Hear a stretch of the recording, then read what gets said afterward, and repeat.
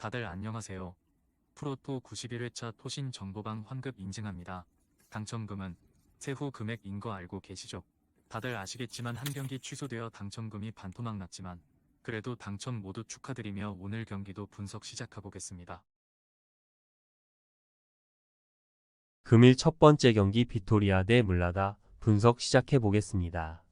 비토리아 기마랑이스는 포르투갈에서 빅사를 제외하면 늘 가장 높은 순위권에 위치하는 강팀이기 때문에 이번 컨퍼런스 리그에서도 8강 이상이 가능하다는 평가를 받았었고 실제로도 성적을 내고 있는데 유르고르덴 원정 승리를 비롯해 2승으로 선두권에 위치해 있고 라미레즈와 카이오 등이 경기 내내 위협적인 문전 침투로 상대 수비를 공략했고 실바의 중원 존재감도 확실하다. 물라다볼은 이번 대회에서 아직 승점이 없으며 이 경기를 모두 패했는데 자국 리그에서 수준급 공격수인 마색이 상대의 집중 견제를 이겨내지 못했고 제이쿱의 돌파도 위력적이지 못했고 그러나 이제 막 이 경기를 소화한 상태로 많은 일정이 남아있기에 16강행을 포기할 시점이 아니다. 비토리아의 승리를 본다. 물라다볼은 서치와 크랄 등 좋은 신체 조건을 활용해 공중볼을 따낼 수 있는 센터백들이 있다. 그러나 개인기가 좋은 상대의 돌파에는 무너지는 경우가 있었으며 카이오와 올리베이라가 강점인 돌파로 상대 수비를 무너뜨릴 것이고 라미레즈가 문전 침투로 해결할 비토리아가 승리할 것이다. 금일 두 번째 경기 하츠 대 하이덴하임 분석 시작해 보겠습니다. 하츠는 스코틀랜드 리그에서 부진한 모습이고 그러나 컨퍼런스 리그에서는 기대 이상의 성적으로 선두권에 위치해 있으며 첼시와 피오렌티나 등 9팀이 2승을 기록 중인데 그중 한 팀이다. 생클런드와 케네스 바르가스 등 최전방 투톱이 활발한 스위치로 상대 수비에 혼란을 줬고 스피탈이 세컨 찬스를 잘 해결했고 그러나 연승 상대는 약팀들이었고 가장 어려운 팀을 만나는 이번 일정이다. 하이덴하임은 지난 원정 경기에서 파포스를 잡고 연승에 성공했으며 베스테와 딩키, 클레인디 앤스트의 3톱을 앞세워 승격 시즌 분데스리가 8위를 기록했고 컨퍼런스 리그에 진출했는데 주축 공격수가 모두 바뀌었음에도 호성적을 내고 있고 얀 쇼프너와 도어시 등 볼란치 듀오가 팀을 안정적으로 지탱했고 마인카의 수비 존재감도 크다. 접전을 본다.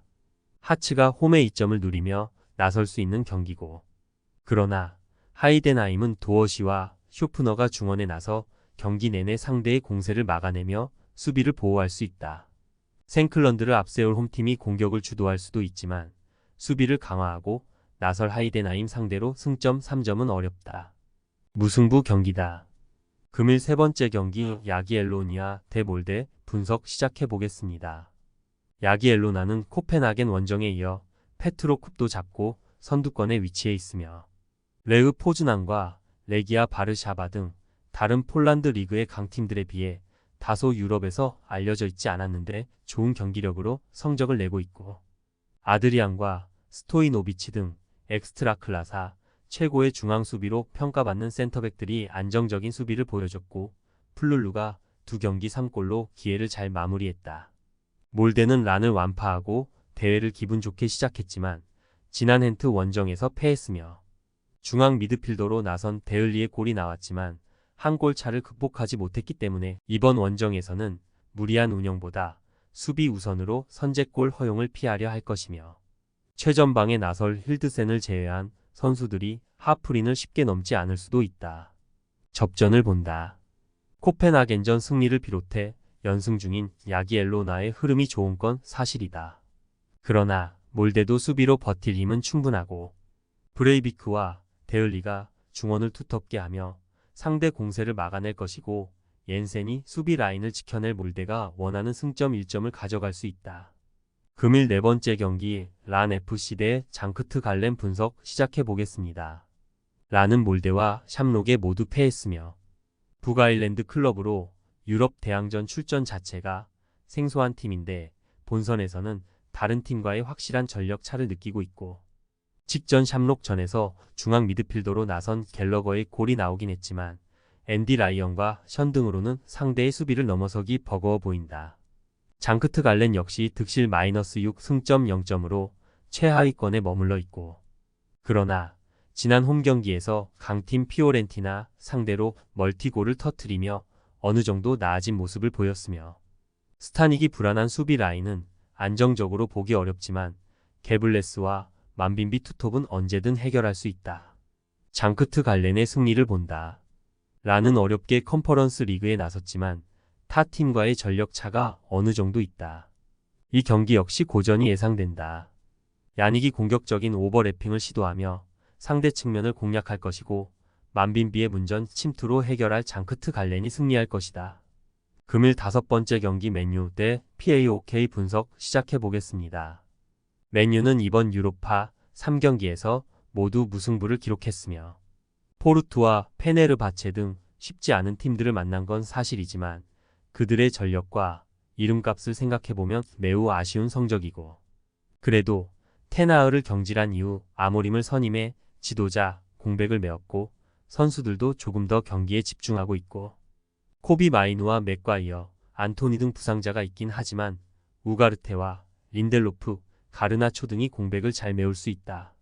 파오크는 3경기 승점 1점으로 16강행이 어려워 보이며, 자국 리그에서는 늘 우승을 다투는 팀이지만 유로파에서는 전혀 강점이 보이지 않고 있고, 지브코비티와 타이손 등 경쟁력 있는 측면 공격수들이 있지만 바카요코가 중원에서 볼 점유에 고전 중이고 특히 원정 경기력이 아쉽다.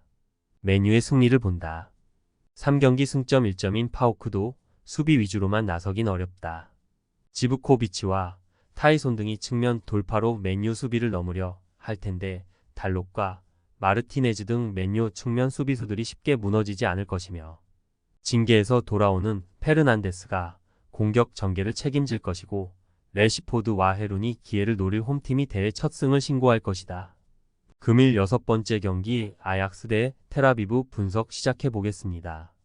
아약스는 카라바흐 원정을 승리하며 선두권 팀을 추격 중이며, 리그에서도 부진했던 지난 시즌을 지나 선두권으로 올라왔는데 내심 유로파 우승을 노리고 있고, 더블 스쿼드를 자랑할 정도로 선수단 구성에 자신이 있는 이번 시즌이고, 베르호스트와 고즈, 브로비와 아크폼 등이 각기 다른 강점으로 상대 수비에 부담을 주고 있고, 테일러와 핸더슨 등 중원을 책임질 선수들도 있다. 텔아비브는 좀처럼 경기력 난조를 벗어나지 못하고 있으며, 소시에다드 전이 있긴 했지만 초반 대진 운이 그다지 나쁘지 않았는데 승점 획득을 하지 못했기 때문에 최하위로 뒤가 없고 이번 원정에서 소극적인 운영을 할 이유가 없는데, 웨슬리와 오베르엠, 사하르 등 골을 넣을 수 있는 선수들을 모두 기용해 정면 승부를 볼 것이다. 아약스의 승리를 본다. 텔아비브는 페레츠와 시소코 등 공격 전개에 능한 중앙 조합이 있다. 그러나 이번 대회 내내 중원의 수비 보호가 되지 않기에 아약스 상대로 고전할 것이며, 테일러와 핸더슨이 중원에 나서 주도권을 잡을 수 있고, 브로비와 베르호스트가 기회를 골로 만들 아약스가 승리할 것이다. 토신 최종 조합은 영상 아래 고정 댓글로 말 걸어주시면 토신 정보방에서 무료로 공유해드립니다. 제발 손해보면서 토토하지 말고 다같이 웃으면서 즐겁게 베팅합시다. 함께 하실 분들은 부담 갖지 마시고 편하게 말 걸어주세요.